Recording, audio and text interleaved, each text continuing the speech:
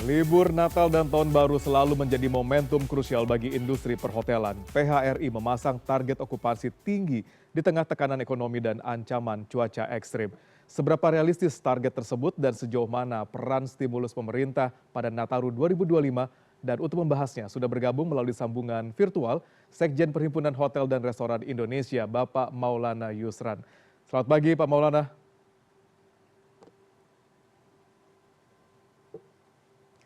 Pak Maulana, selamat pagi menjelang siang Pak.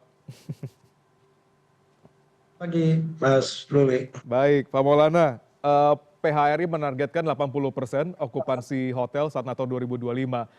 Serealistis apa target ini Pak kalau melihat kondisi ekonomi saat ini dan cuaca ekstrim yang terjadi di beberapa wilayah Indonesia Pak? Ya, memang kalau kita bicara target ya, 80% okupansi ini memang mungkin terlalu optimis ya. Hmm, Tapi kami tetap berharap apa namanya okupansi itu tetap dapat tercapai karena begini, seharusnya di setiap libur Nataru itu kalau kita bicara city okupansi di beberapa daerah khususnya di destinasi pariwisata tuh kita mhm, bicara mungkin lebih dari 80% ya sekitar 90, ada mhm. juga yang bisa mencapai 100. Namun di tahun 2025 ini agak sedikit eh, pesimis mungkin ya, tapi Mhm, pesimisnya juga masih di optimis di 80% mhm. dengan rata-rata apa peningkatan jumlah hari peningkatannya itu di 4 hari, khususnya di tempat-tempat yang selalu menjadi daya tarik pariwisata. Nah, Oke. eh, pesimistis yang 80% ini kenapa terjadi ya? Karena memang apa namanya ya sekarang ini situasinya ada daerah yang terkena bencana seperti kita lihat di tiga Sumatera ya, Aceh, Mhm. Sumatera Utara, Sumatera Barat, termasuk kemarin Bali juga bisa banjir. Ya. Nah, yang paling utamanya itu adalah cuaca ekstrim itu, Mas, yang Mhm. justru apa melihat kita melihatnya tidak mungkin menjadi satu kekhawatiran nanti bagi pelaku perjalanan wisata di akhir tahun atau Nataru ini. Baik, kalau dari dengan kondisi tersebut disampaikan oleh Pak Maulana gitu, bagaimana industri hotel dan restoran bersikap atau mengantisipasi terjadinya cuaca ekstrim misalnya ataupun juga perlambatan ekonomi di akhir tahun hingga nanti di awal tahun 2026 ini supaya target 80% yang disebutkan pesimis tapi tetap optimis itu akan bisa tercapai Pak Maulana?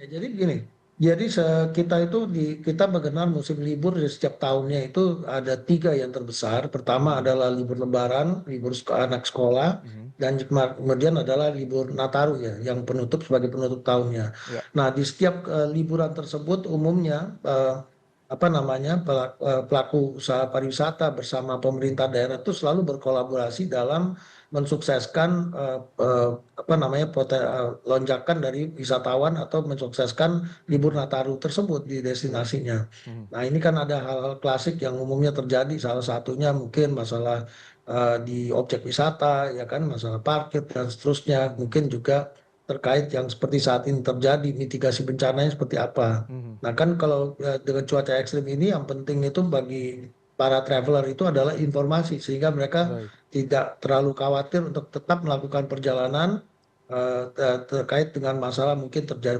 akan terjadinya longsor atau mhm, akses yang jalannya putus atau mhm, bagaimana nanti mereka menghadapi situasi atau dinamika banjir mhm, atau dan seterusnya lah ya, yang terkait mitigasi bencana. Jadi yang penting itu persiapannya adalah bagaimana kolaborasi antara industri pariwisata dan mhm. juga pemerintah di setiap daerah, Mas, untuk memberikan satu informasi dan kesiapsiagaan tersebut.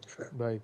Pak Mulyo ada beberapa wilayah, PHRI wilayah gitu sudah menyampaikan bahwa okupansi baru mencapai 40%, 50% gitu. Nah, ada upaya beberapa hari lagi nih menjelang libur Nataru untuk mendongkrak okupansi hotel sesuai dengan target yang ingin dicapai 80%, Pak? Ya, salah satu upayanya tentu Mhm, yang paling penting adalah tetap mempromosikan mhm, destinasinya, membuat apa namanya dan industrinya juga masing-masing hotelier juga mungkin mhm, akan membuat apa program-program khusus terkait mhm. masalah libur Nataru tersebut. Karena libur Nataru ini kan punya karakter sendiri ya terkait wisatawannya ada yang berlibur Ya, untuk berwisata keluarga, mungkin ada juga yang waktunya mhm, berkumpul ya, bersama kerabat dan seterusnya. Jadi mhm, kondisi ini biasanya selalu dikembangkan oleh industri pariwisata dan juga termasuk pemerintah yang seharusnya mhm, mengembangkan masalah mempromosikan destinasinya. Jadi kolaborasi ini menjadi penting, Mas. Yang Ya, paling penting lagi adalah di tahun ini adalah masalah informasi dan kondisi untuk masalah cuaca. Ini ya, menjadi salah satu yang sangat ya. penting untuk kenyamanan karena kita tahu nih Hmm. karakter wisatawan ini juga banyak yang melakukan perjalanan melalui jalur darat ya. Ya, Ini yang menjadi ya. penting gitu. Baik. Berbicara pemerintah, Pak Maulana gitu, pemerintah sudah mengeluarkan beberapa stimulus dari diskon dari transportasi dan lain sebagainya macamnya. Dan sejauh ini bagaimana langkah-langkah yang diberikan pemerintah ini bisa mendongkrak okupansi dari hotel dan restoran di Nataru ini? Ya, ini kan kali kedua ya Mhm, pemerintah membantu industri pariwisata untuk mhm.